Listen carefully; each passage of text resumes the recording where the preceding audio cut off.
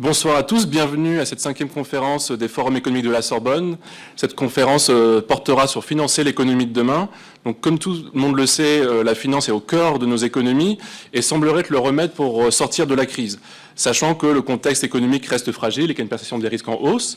Mais la finance devrait être amenée à jouer un rôle clé pour notamment répondre aux enjeux et aux défis de demain qui sont nombreux et qui tentent de relancer l'économie, d'accompagner la numérisation de l'économie et surtout le sujet bien évidemment très important, financer la transition écologique et énergétique. Donc pour cela, il faut réunir tous les acteurs de la finance pour réussir à remplir ces défis. Et on a de la chance, ça tombe bien, parce qu'aujourd'hui, on a 4 intervenants de grande qualité qui sont les acteurs majeurs sur les positions de financement de l'économie. Nous avons Christine Jacquelin, directrice générale de la Banque Palatine, Camille Leca, directrice d'activité de cotation France, Espagne, Portugal chez Euronext, qui était le partenaire officiel des forums économiques de la Sorbonne, Simon Ray, économiste à la Société Générale, et Muriel Boucher, directeur de la Fondation IDEA, qui va tout de suite embrayer et nous faire le premier exposé de cette première partie de conférence. Voilà, tout d'abord, bonjour à tous et merci pour l'organisation, merci pour l'invitation à ce très intéressant panel et merci en particulier à BSI Economics donc, pour avoir songé à m'inviter. Donc, je suis directeur de la Fondation IDEA qui est un think tank, un laboratoire d'idées, enfin le seul à vrai dire, le laboratoire d'idées au Grand-Duché de Luxembourg. Et donc là, je vais commencer, je vais vous expliquer un petit peu ce que je pense quant à l'évolution suite à cette crise, évidemment, cette crise sanitaire, l'évolution spontanée, je dirais, de la situation des finances publiques. Donc, ce sera vraiment l'aspect finances publiques là sur lequel je vais mettre l'accent. Donc, tout d'abord, un simple constat. Durant la période Covid, donc là je vais me concentrer sur 3 pays, les 3 principales économies de la zone euro, c'est-à-dire la France, l'Allemagne et l'Italie. Et j'insiste surtout sur le simple ratio d'endettement de Maastricht, donc le rapport des dettes au PIB que vous connaissez déjà bien, qui à mon avis est un bon indicateur de toute tension future en termes de financement des États. Et donc, la crise, d'abord, premier constat, la crise sanitaire.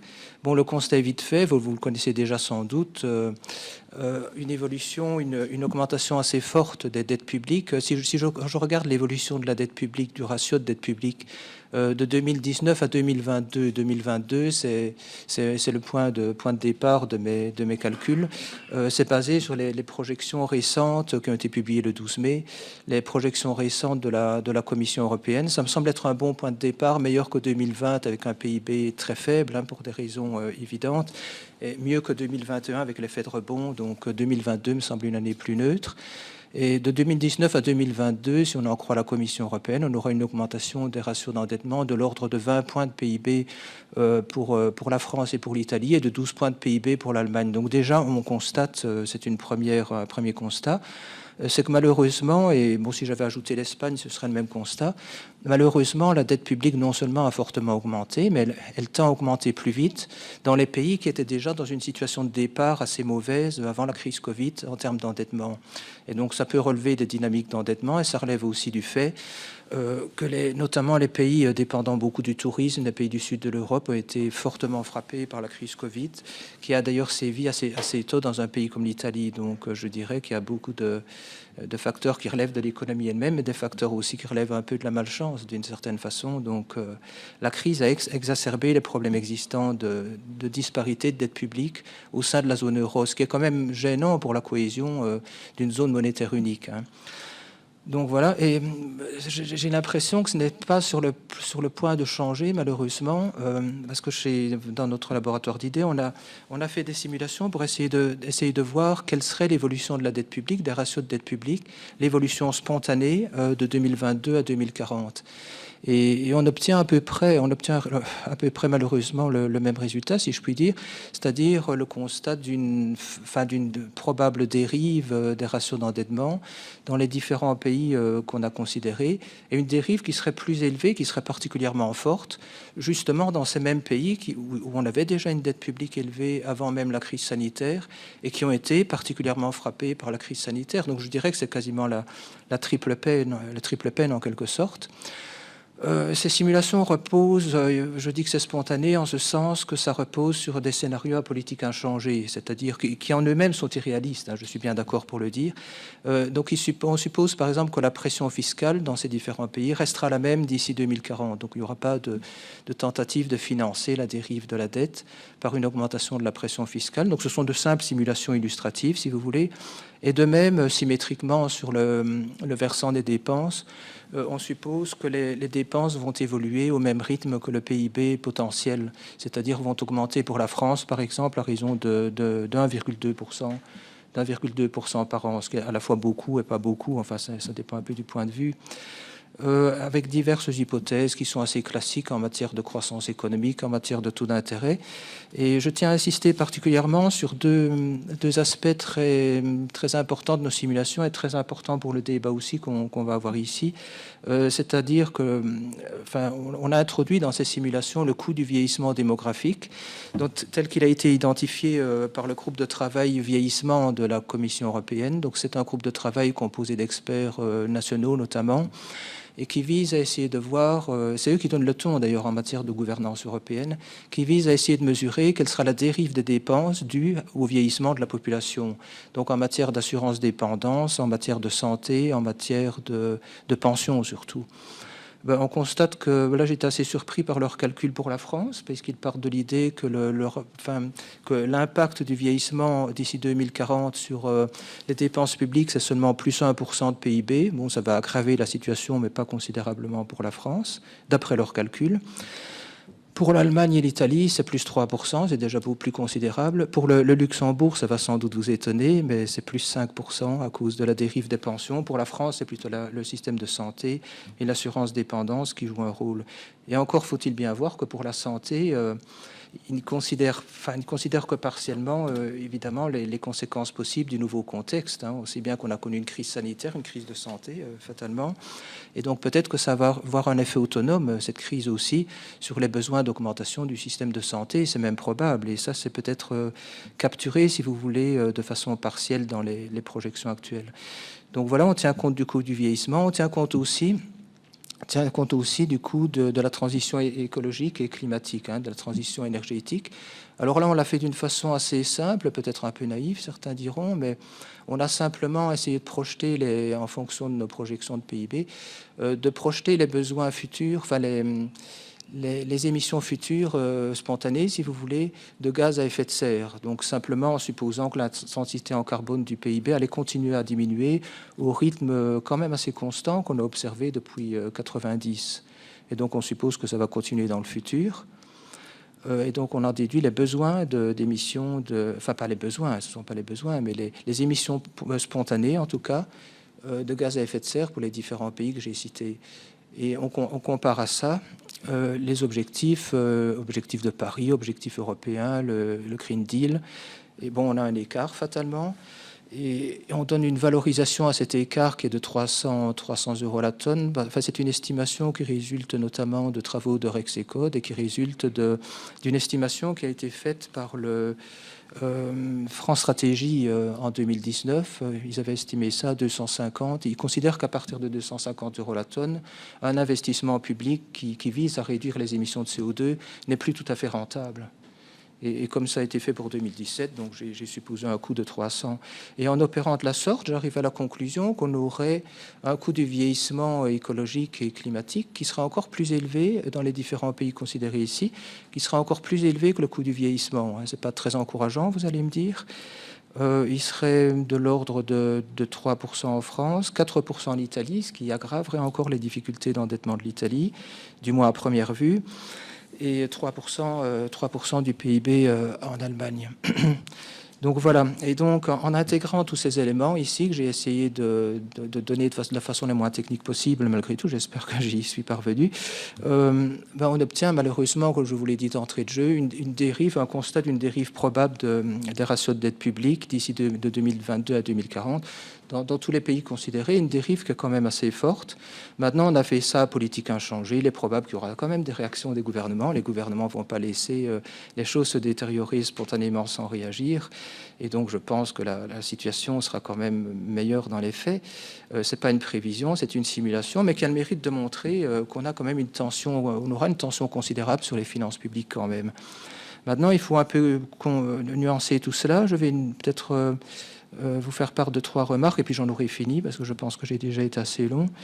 On constate aussi à travers ces simulations que donc ça je vous l'ai dit, les ratios d'endettement risquent d'être, non seulement ils sont fort différents d'un pays à l'autre, mais ils risquent de l'être de plus en plus. Il y a eu une sorte de triple peine, avec par exemple l'Italie qui était déjà dans une pire situation, une moins bonne situation avant la crise sanitaire. Ça s'est aggravé pour ce pays pendant la crise sanitaire. On pourrait dire la même chose de l'Espagne. Et d'ici 2040, on aurait aussi une évolution plus négative parce qu'il y a un coût de vieillissement important, il y aura un coût de la transition énergétique et climatique, d'après mes estimations, un coût important aussi, particulièrement pour ce pays. Et donc ça met en relief l'importance d'une coopération européenne qui ira au-delà du plan de relance récent, du plan de relance européen.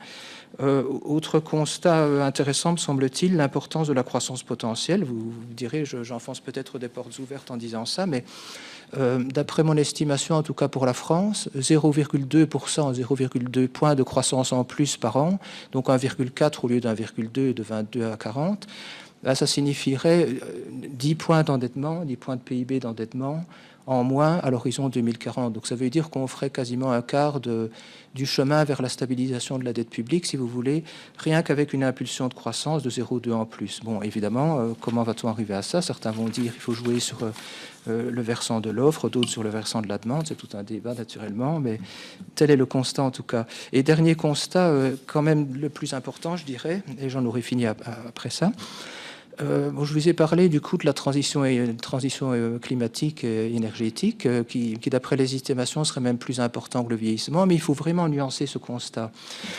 Parce qu'en fait, le coût semble important quand il est estimé en termes d'impact sur les soldes, mais si je regarde l'impact sur l'endettement, sur la dynamique d'endettement, là, j'ai obtenu, à ma grande surprise, je dois bien avouer, un résultat assez différent. C'est-à-dire que dans certains cas de figure, assez bizarrement, c'est contre-intuitif, je sais bien, mais il se pourrait que le coût soit neutre, en fait, en termes de dynamique d'endettement. Donc, il se pourrait que ce coût additionnel de la transition écologique soit sous certaines modalités n'ait pas d'effet sur les ratios d'endettement, donc soit neutre du point de vue de l'endettement. Parce que, on peut le comprendre intuitivement. Hein, si vous faites un investissement qui vise à réduire les émissions de gaz carbonique, si le multiplicateur keynésien, donc si l'effet d'entraînement économique est suffisamment élevé, donc si l'investissement est bien sélectionné et que grâce à ça, vous avez un multiplicateur économique, un effet d'entraînement suffisamment élevé, vous aurez des retombées favorables en termes de PIB, donc de recettes publiques, de cotisations sociales, d'impôts sur le revenu, impôts des sociétés, etc. Et donc vous allez, de ce fait-là, avoir une détérioration du numérateur de votre ratio d'endettement qui sera moindre qu'on aurait pu l'anticiper a priori. Et d'autre part, votre PIB va augmenter, ce qui va diluer vos ratios d'endettement. Et donc vous avez un double effet qui pourrait avoir pour effet que si vos investissements pour la transition énergétique sont bien ciblés, il se pourrait que vous ayez un effet neutre assez curieusement sur la dette publique. Donc ça, je pense que c'est intéressant pour la suite du débat aussi. Merci beaucoup. Alors Christine Jacquelin, en tant que acteur bancaire, comment vous la concevez? Quels sont les enjeux pour vous autour du financement de l'économie de demain? Alors déjà, Banque Palatine est une banque qui est tournée sur le financement des entreprises pour plus de 80% de son activité. Ce qu'on pense, c'est que la transition écologique et énergétique est quelque chose de très important. Parce que ce n'est pas à la fois simplement une évolution, j'allais dire, citoyenne et une prise de conscience d'une urgence climatique, mais c'est aussi que nous avons des chiffres. Aujourd'hui, qu'est-ce qui émet des gaz à effet de serre, en tout cas en France? Le premier poste, c'est le transport. Le deuxième, c'est le bâtiment. Le troisième, c'est l'industrie. Et le quatrième, paradoxalement assez peu, c'est l'énergie, puisqu'on a largement une énergie décarbonée. Et puis l'alimentation, l'agriculture et les services. Donc dans ce contexte-là, si on veut changer les choses, il faut que les acteurs économiques qui sont dans les activités les plus émettrices de gaz à effet de serre, je pense au transport, au bâtiment et à l'industrie, eh bien, il faut inciter ces acteurs économiques, les PME, les ETI, les grandes entreprises, à investir, à innover pour baisser leurs émissions. Et pour ça, j'allais dire que nous, on aurait aussi besoin, dans le cadre de la taxonomie européenne, vous savez que la taxonomie européenne, ça vise à classer les secteurs d'activité entre ceux qu'on peut considérer comme des secteurs verts et ceux qui ne sont pas verts. Marron, comme disait tout à l'heure un intervenant sur la table ronde précédente. Mais ce qu'il nous faudrait aussi, c'est qu'il nous faudrait des indicateurs clairs, nous les banquiers, pour savoir quelles sont les entreprises qui sont véritablement dans une transition énergétique et écologique pour qu'on puisse prioritairement les accompagner. Et je rajouterais que nous, les banquiers, on peut aller vite parce que paradoxalement, le financement des entreprises est un financement court. Le bilan d'une banque comme Palatine, ça tourne à peu près tous les 5 ans. Ce qui veut dire qu'on peut très très vite, en tant que banquier, réfléchir nos financements vers des activités qui permettent d'accompagner la transition écologique. Donc ce sujet-là est un sujet majeur. Et pour moi, aider les entreprises à basculer dans cet nouvel environnement, c'est aussi une manière de passer de l'incantation à une vraie transition. Parfait, merci beaucoup. Et Camille Leca, là on a vu une approche du coup un peu plus bancaire, mais j'imagine que sur les marchés, sur le niveau des actions, Euronext a aussi un avis et pas mal de choses à dire sur le sujet. Pardon. Tout à fait, les marchés financiers vont jouer un rôle essentiel dans le financement de la transition écologique et à 2 titres. Le premier canal, c'est par la pression qui est mise par les investisseurs autour des critères extra-financiers et c'est pour ça que la définition d'une taxonomie à la fois claire mais aussi adaptée aux différents profils d'entreprise, des plus petites aux plus grandes, est essentielle. Et peut-être la meilleure illustration de cela est que Euronext a lancé cette année le CAC 40 ESG. Donc c'est le CAC 40 pondéré avec des critères extra-financiers pour refléter l'intérêt des investisseurs pour ce type d'informations extra-financières. Et puis le deuxième vecteur par lequel le financement de la transition écologique se manifeste sur les marchés, c'est l'engouement pour tout ce qui est clean tech, éco-industrie. Donc on voit de plus en plus de projets d'introduction en bourse de sociétés qui développent des technologies innovantes, que ce soit dans le plastique, dans l'hydrogène ou autre, et qui ont besoin de financement pour étendre leurs activités. Et là, l'intérêt des investisseurs boursiers est aussi massif. Je vais citer 2 opérations qui ont eu lieu cette année. On a eu l'introduction en bourse de HRS, qui est une société basée dans la région de Lyon, qui est active sur l'hydrogène. Elle a levé un petit peu moins de 90 millions pour une capitalisation de 350 millions. Et on parle de PME, de sociétés qui ont été créées il y a finalement pas tant de temps que ça. Et puis, je voudrais aussi citer Carbios, qui a levé un peu plus de 110 millions d'euros, là aussi, sur les marchés secondaires pour financer tout ce qui est autour du renouvellement des plastiques. Donc, on voit vraiment, c'était des opérations très marquantes parce que l'engouement des investisseurs particuliers et institutionnels était très, très fort. Et donc peut-être quelques chiffres pour là aussi continuer à illustrer cette tendance. Il y a peut-être 5-6 ans, on avait 3-4 projets d'introduction en bourse par an de sociétés actives dans ces éco-industries. L'année dernière, on en a eu 21. Et là, on est seulement à milieu d'année et on en est déjà à 23 cotations de sociétés actives dans la clean tech sur les marchés d'Euronext. Donc c'est vraiment une tendance qui va se poursuivre. Donc vraiment, ces 2 vecteurs, les contraintes extra-financières et le financement de business actifs dans ces domaines-là sont les modes préférés et puis finalement peut-être les plus utiles des marchés. Merci beaucoup Camille Leca. Alors, on parle beaucoup de financement de l'économie, mais après il y a peut-être des considérations à prendre, notamment sur la soutenabilité des entreprises et la soutenabilité financière. Simon Ray, c'est quoi votre position sur ce sujet ? Donc moi, je vais rebondir sur l'intervention très intéressante de Muriel Boucher sur la soutenabilité de la dette des États. Et comme vous le savez, donc la crise actuelle a engendré une forte hausse de l'endettement des entreprises. Donc dans un contexte de baisse de l'activité, les besoins de liquidité ont été très largement financés par la dette. Et cette hausse de la dette a été rendue possible par une action combinée à la fois des États au travers des prêts garantis qui ont été mis en place, mais aussi de l'action assez forte des banques centrales qui ont assuré des conditions de financement particulièrement accommodantes.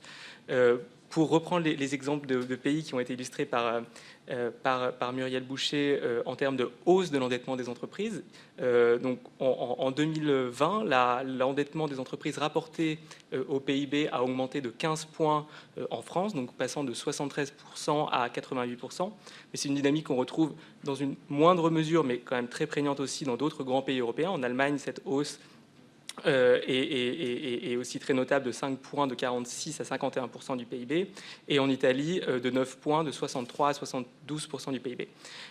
Donc en parallèle de cette hausse de la dette brute, on a eu un accroissement des liquidités des entreprises, donc ce qui amène à tempérer un tout petit peu les conséquences potentiellement dangereuses ou néfastes en termes de stabilité financière de cet accroissement de la dette. Mais il faut bien avoir en tête que cette hausse de la liquidité, il y a une étude très intéressante récemment publiée par l'Institut des politiques publiques qui le montre de manière relativement claire, c'est que cette hausse de la liquidité des entreprises est aussi le fait d'une baisse du niveau des stocks, d'une liquidation d'une partie des stocks qui va peut-être inverser passagèrement cette stabilité de la dette nette des entreprises en France. Donc simplement pour donner deux éléments qui me paraissent importants et deux enjeux importants qui sont relatifs à cette hausse de la dette des entreprises dans le cadre de cette crise. Le premier enjeu, c'est un enjeu de stabilité financière, qui renvoie à la question de la capacité des entreprises qui ont contracté cette dette à la rembourser. Et donc, toute la question du coût net du risque de cette hausse de l'endettement et des prêts éventuellement non performants à l'issue de cette crise. Donc là, la question est très largement ouverte. Les estimations qui peuvent être réalisées sur cette question sont très incertaines et soumises à de fortes incertitudes et de nombreuses inconnues, notamment relatives à la vitesse de la reprise de l'économie dans les secteurs les plus affectés. Mais l'autre point qui me paraît important, c'est que en fait, cette hausse de la dette va aussi avoir un impact sur l'investissement à l'avenir. En fait, les entreprises ont partiellement obérer leur capacité d'investissement futur en accroissant leur niveau d'endettement, en déformant leur structure bilancielle au profit de la dette et peut-être au détriment de l'equity. Et donc cet enjeu du financement de l'investissement à l'avenir dans un contexte de dette accrue des entreprises, je pense, renvoie à deux éléments qui sont importants.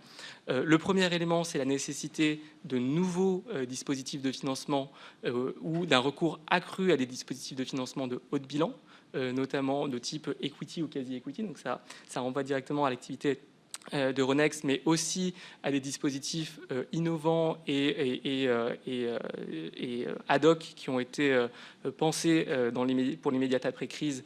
Et on pense notamment au plan de prêt participatif relance qui bénéficie d'une garantie partielle de l'État. Et l'autre enjeu, c'est aussi la nécessité d'assurer dans les années à venir des conditions d'accès au financement qui sont relativement accommodantes pour les entreprises, de sorte à ce que le refinancement de la dette Covid puisse aussi s'opérer dans les meilleures conditions. Et bien entendu, ça renvoie à la conduite de la politique monétaire dans les années à venir, qui est nécessairement un défi majeur.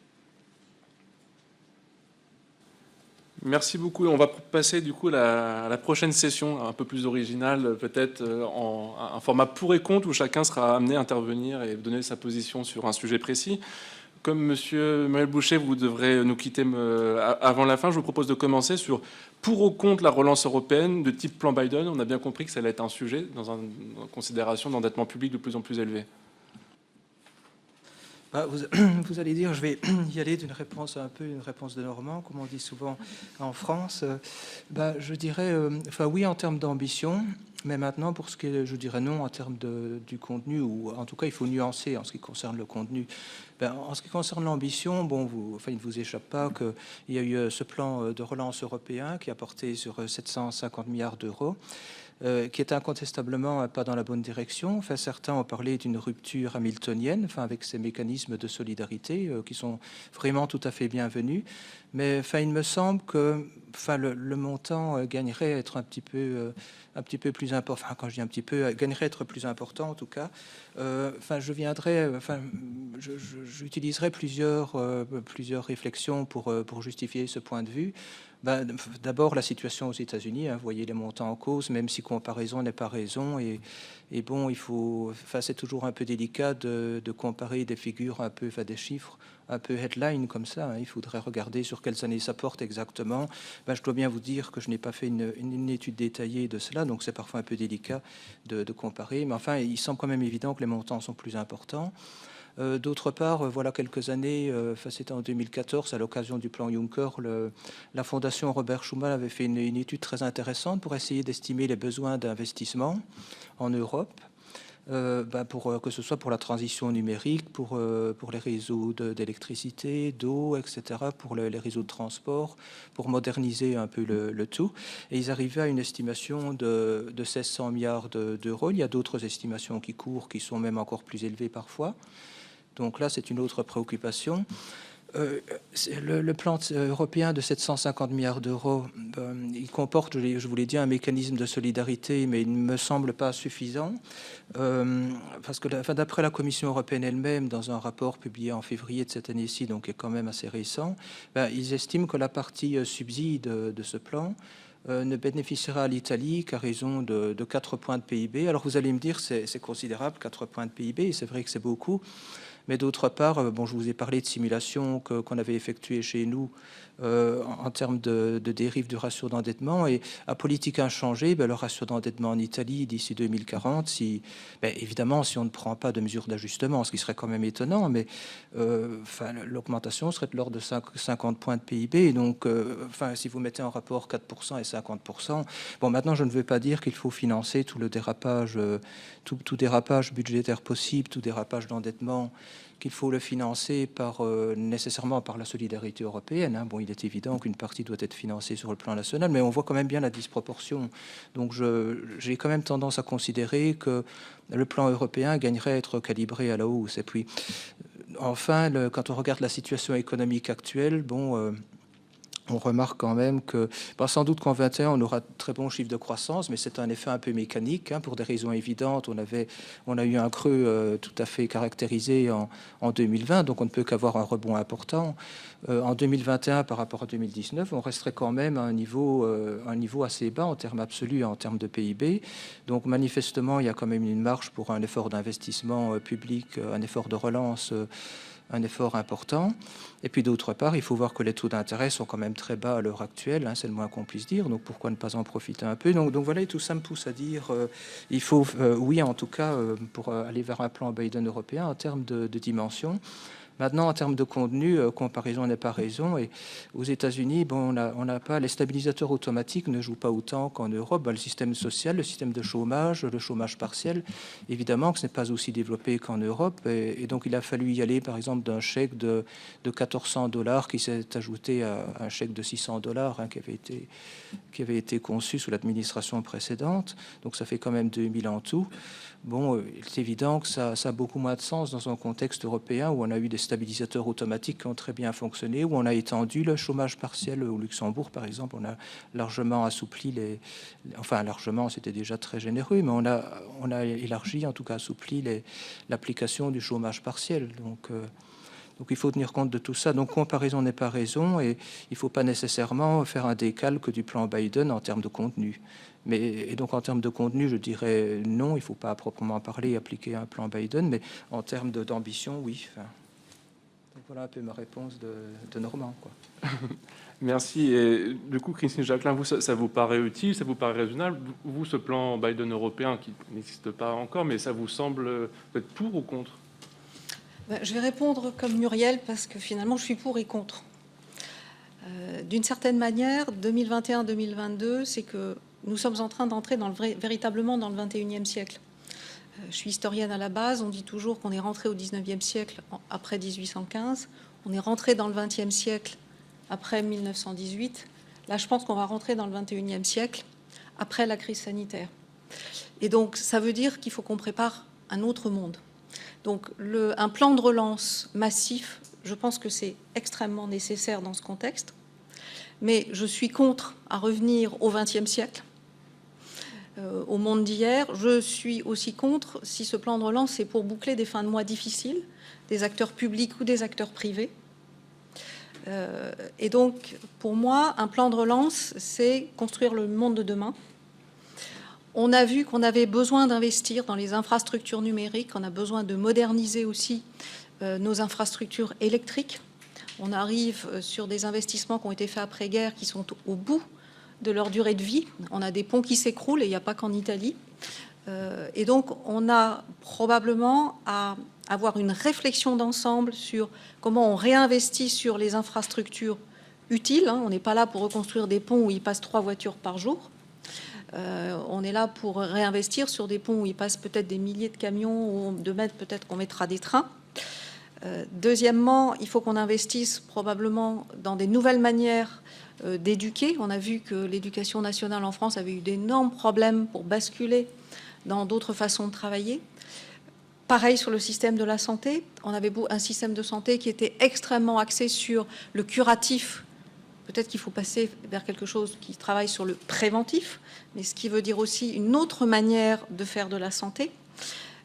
Ce qui veut dire qu'il faut qu'on ait des réflexions profondes sur la relance. Ce n'est pas simplement distribuer de l'argent, c'est avant de distribuer l'argent, qu'est-ce qu'on en fait? Qu'est-ce qu'on veut faire de notre Europe? Parce que le 19e siècle, c'est la victoire de l'Europe. Le 20e siècle, c'est la victoire de l'Amérique du Nord. Je crains que le 21e siècle ne soit la victoire de l'Asie. Qu'est-ce qu'on veut être dans ce monde-là? Et ce plan de relance, pour moi, il doit incarner notre vision de qu'est-ce qu'on veut être dans ce monde nouveau. Et qu'un plan de relance, c'est pas oui à de la dépense à tout va. Un plan de relance, c'est oui pour de l'efficience et pour une vision d'avenir. Très bien. Alors, là, on parle beaucoup d'intervention budgétaire. Vous parlez beaucoup d'un nouveau monde et l'importance de cette transition énergétique. D'après vous, au niveau de la politique monétaire, est-ce qu'il ne faudrait pas qu'il y ait un verdissement de la politique monétaire? Est-ce que c'est un sujet qui vous semble important? Est-ce que vous y êtes favorable ou non? Bien, déjà, la politique monétaire, en tout cas en Europe, a commencé à se verdir. Et je dirais que là-dessus, en plus, nous avons la Banque de France, chez nous, qui a été la première banque centrale en 2017 à lancer ce qu'ils ont appelé le réseau pour le verdissement du système financier. Et la Banque de France, c'est la première banque centrale qui, en 2019, a émis un rapport sur sa politique d'investissement éco-responsable. Et donc, il y a une véritable prise de conscience sur les banques centrales. Et la BCE, depuis 2019, septembre 2019, il y a eu une intervention de Madame Lagarde qui a indiqué que la BCE serait orientée vers la transition verte. Et n'oublions pas que la BCE, c'est un des plus gros investisseurs au monde. Et donc, quand vous avez des banques centrales aussi importantes qui mettent ça comme priorité, la politique monétaire va forcément aller vers un verdissement. On attend d'ailleurs des annonces dans le courant du mois de juin de la Banque centrale européenne sur ces sujets. Et nous, les banquiers, on est très intéressés parce que, bien évidemment, une impulsion des banques centrales, ça permet... La politique monétaire, elle est faite par les banques centrales, mais elle est aussi faite par les banques. Et ça nous permettra, nous aussi, les banques, d'aller utiliser cette impulsion pour transmettre ce verdissement de la politique monétaire au travers de nos bilans. Et par exemple, nous, cette année, chez Palatine, on a lancé, parce qu'on a une grosse activité, dans l'immobilier. Comme je vous l'ai dit tout à l'heure, l'immobilier, le bâtiment, c'est le deuxième plus gros émetteur de gaz à émissions à effet de serre en France. Et donc, nous avons décidé depuis le début de l'année de passer à la moulinette. On appelle ça la calculette verte. Tous les projets immobiliers des promoteurs, des marchands de biens, du logement social, on les passe à la moulinette de ce qu'on appelle la calculette verte. Et nous regardons attentivement 3 choses. L'emplacement du projet. Est-ce qu'il est plus ou moins proche de transports en commun, de facilités de commerce? Est-ce qu'il y a des espaces verts, etc. Deuxièmement, quelle est la labellisation la qualité de construction du projet? Et troisièmement, on regarde sa consommation énergétique.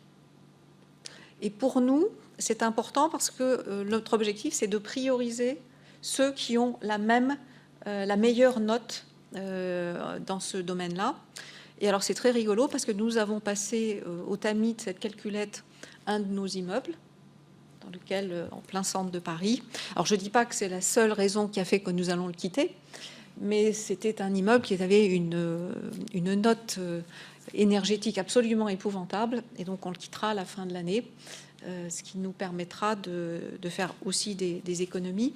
Mais donc on voit que quand on est une entreprise et une banque, on peut aussi contribuer à faire verdir le financement. Merci beaucoup. Alors, tout à l'heure, on évoquait des niveaux d'endettement bancaire qui étaient à un niveau très élevé. Est-ce que ça doit nous pousser la réflexion à se dire qu'il faudrait peut-être davantage désintermédier le financement des PME et des ETI? Est-ce que vous êtes pour ou contre davantage désintermédier, Camille Leca? Je suis absolument pour, sans grande surprise. Peut-être petite anecdote, moi j'ai rejoint Euronext il y a 8 ans et à l'époque c'était pour lancer une offre à destination des PME ETI justement sur la base du constat qu'en termes de désintermédiation on venait vraiment de très très loin. Donc les chiffres qu'on citait à l'époque, c'est que le financement des PME ETI était à 92% issu du crédit bancaire, à 7% issu du monde du private equity et de l'autofinancement, et du coup il nous restait 1% pour les marchés financiers. Donc si on se comparait aux États-Unis, on était très très loin de là où on devrait être pour avoir un financement qui est équilibré en somme toute.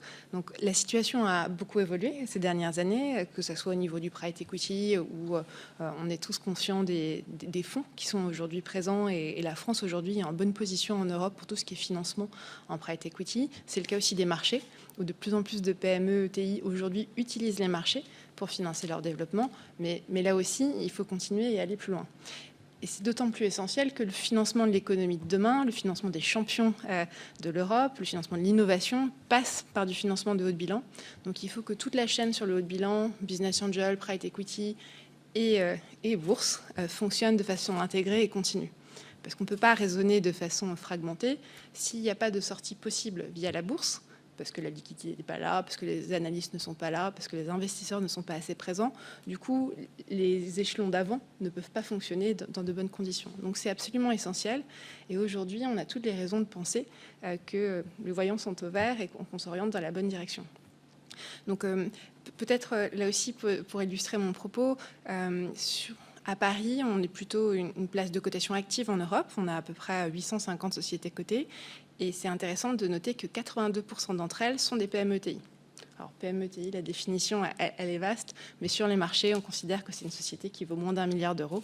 Et ça couvre un panel très large, des sociétés qui en valent 20 ou 30 millions, jusqu'à celles qui sont tout juste au seuil des 1 milliard. Et aujourd'hui, c'est un flux qui se renforce. À peu près 30 nouvelles PME ETI rejoignent les marchés tous les ans. Et là aussi avec des profils très variés, à la fois dans le secteur, à la fois dans leur taille. Généralement, les sociétés lèvent au moins 5-10 millions d'euros quand elles viennent en bourse.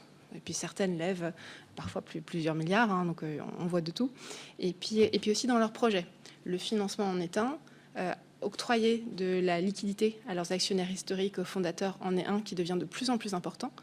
Aujourd'hui, 80% des nouvelles introductions en bourse sont issues des fonds de private equity. Donc cette notion de continuum, on voit bien qu'elle est très présente. Et donc c'est la raison pour laquelle il faut en tout cas moi c'est ma conviction, continuer à travailler en ce sens pour permettre que l'ensemble de l'économie fonctionne bien. Merci. Alors, et du coup, Simon Récan, en économiste bancaire, est-ce qu'on peut avoir la même vision ou justement ce besoin de fonds propres vous amènerait du coup à avoir les mêmes conclusions pour ou contre cet aspect? Moi, je partage la conclusion de mon intervention précédente sur les besoins de financement haut de bilan est très en ligne avec le message porté par Camille Leca au sujet de ce besoin de financement en equity, en quasi-equity, a fortiori dans le contexte actuel. Je pense que sur les questions de désintermédiation du financement des PME et des ETI, il y a d'abord un premier point qui consiste à dire que c'est probablement assez complémentaire avec le financement bancaire. C'est-à-dire que, par exemple, au-delà de la question du financement en equity, et si on regarde la nature du financement qui est proposé par des fintechs, de crowdlending par exemple, on constate que d'abord on a une vraie complémentarité et que les projets qui sont financés ne sont pas nécessairement complètement les mêmes, et donc la coexistence de ces différents acteurs est tout à fait envisageable et même probablement créatrice de valeur.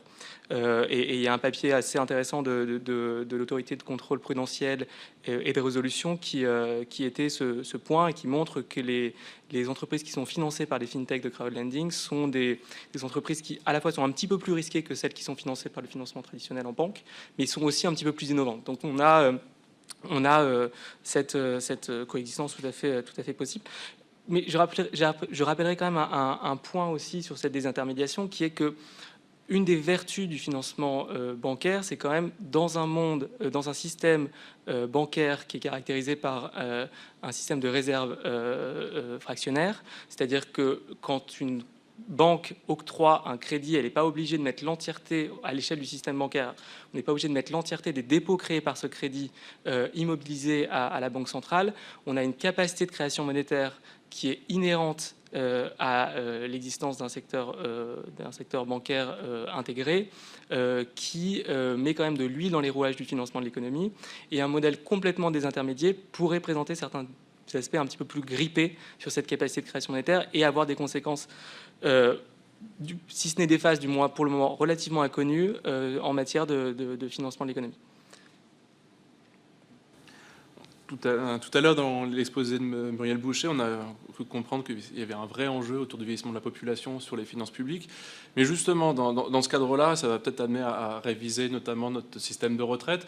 Et est-ce que ce n'est pas justement une source d'opportunité? Est-ce que pour vous, Simon Rey, il faudrait davantage s'appuyer sur un système de retraite par capitalisation pour justement fournir des nouvelles sources de financement pour les entreprises?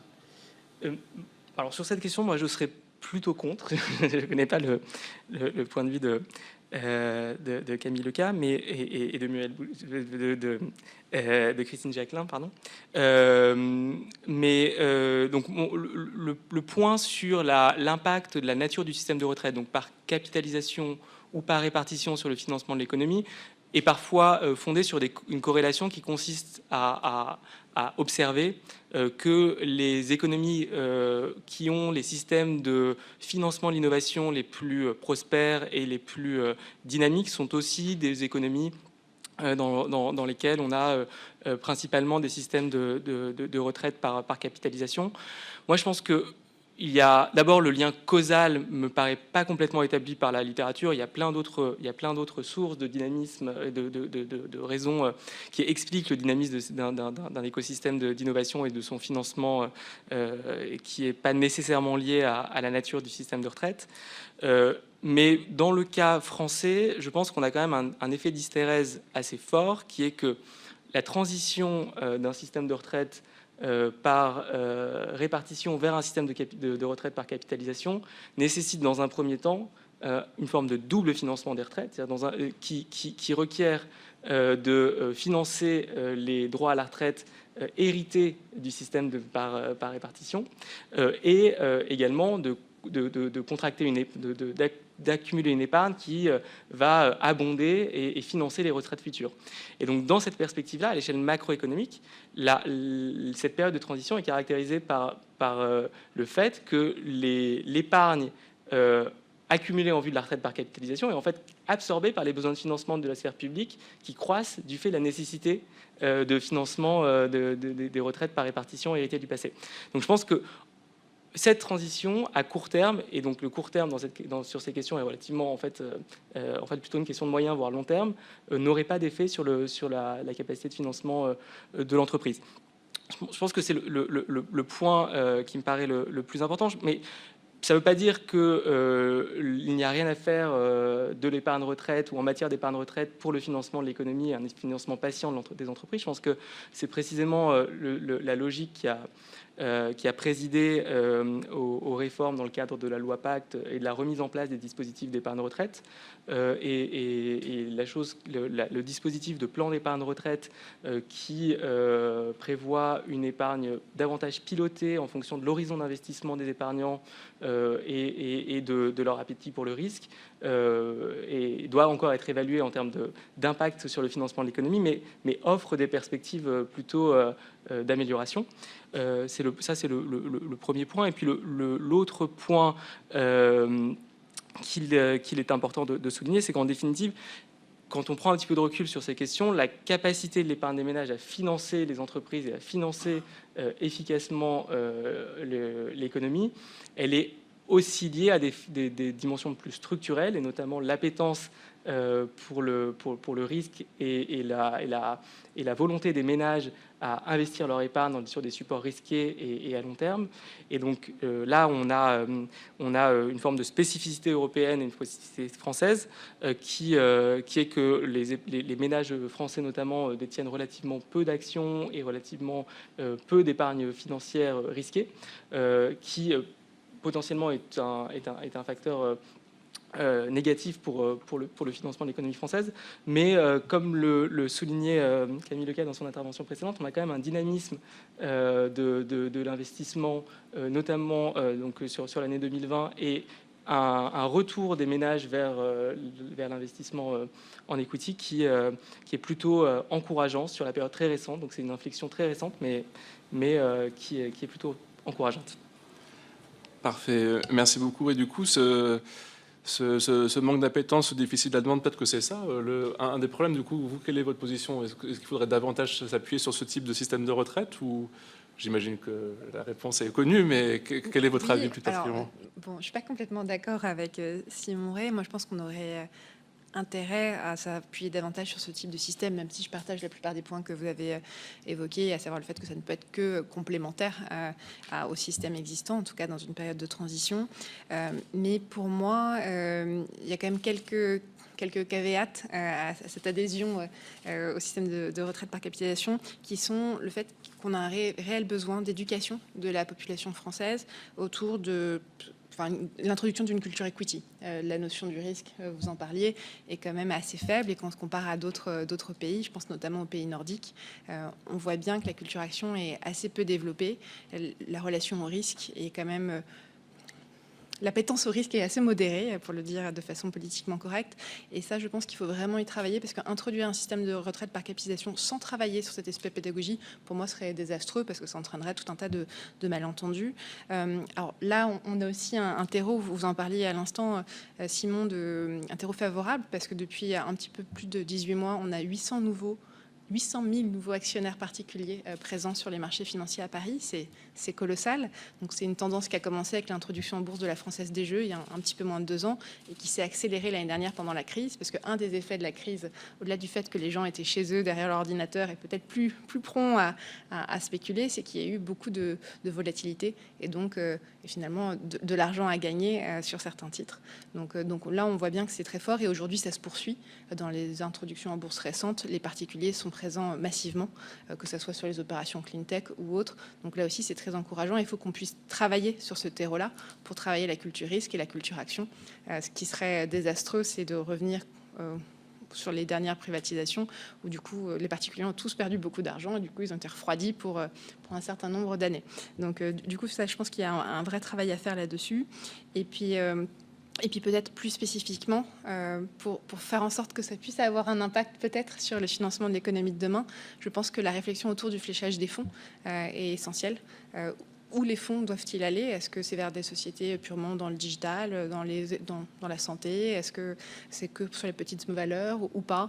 Donc voilà, là aussi c'est une question ouverte et qui est loin d'être simple, mais je trouve qu'on aurait à gagner à travailler en ce sens.